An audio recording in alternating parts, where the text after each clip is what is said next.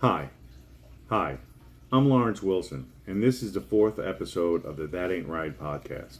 Please like, comment, and subscribe below. And now for the story of the week. In our last episode, we talked about free speech, and I encourage you to go back and check that out.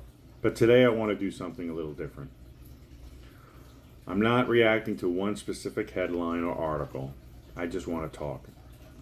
Because honestly, almost none of this matters if we don't listen and talk to each other. A large part of the population on all sides say we should be debating ideas and finding common ground, but that's not what's happening. Instead, it feels like most of us find a narrative and stay inside those boundaries. We talk mostly to people who already agree with us.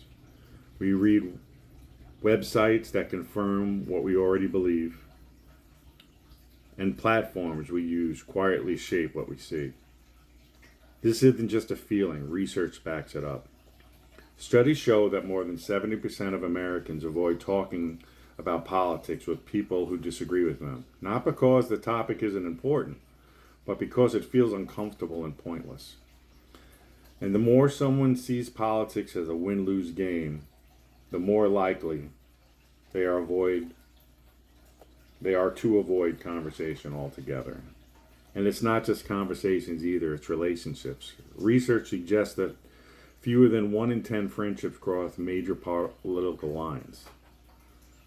That means many of us rarely interact on a personal level with people who think differently than we do. So where does it leave us?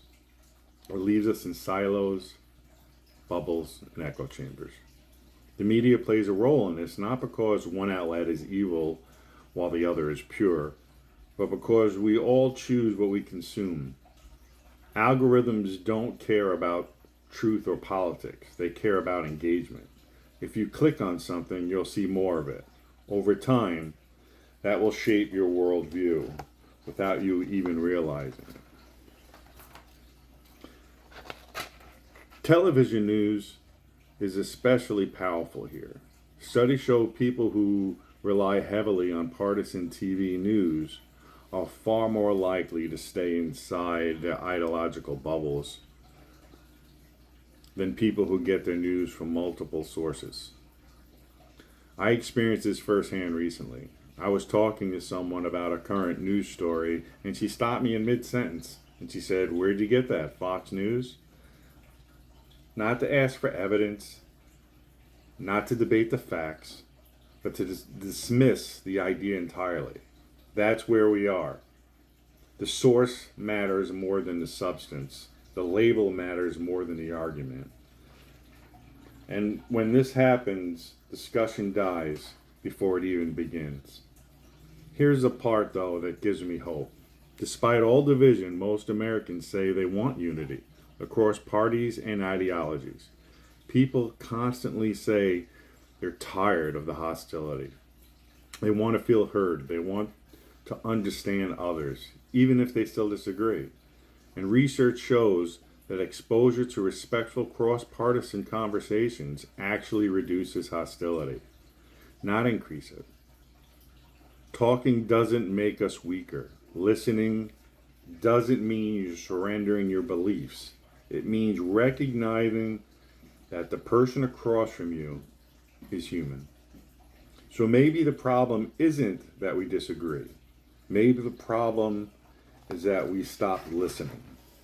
And if that's true, then maybe the solution doesn't start with politicians and media companies or algorithms. Maybe it starts with conversations, with curiosity instead of contempt, with listening instead of labeling. I don't have a studio. I don't have fancy equipment. What I do have is a phone, a voice, the truth, and hopefully you. Please like, comment, and subscribe below. Together, we can make a difference.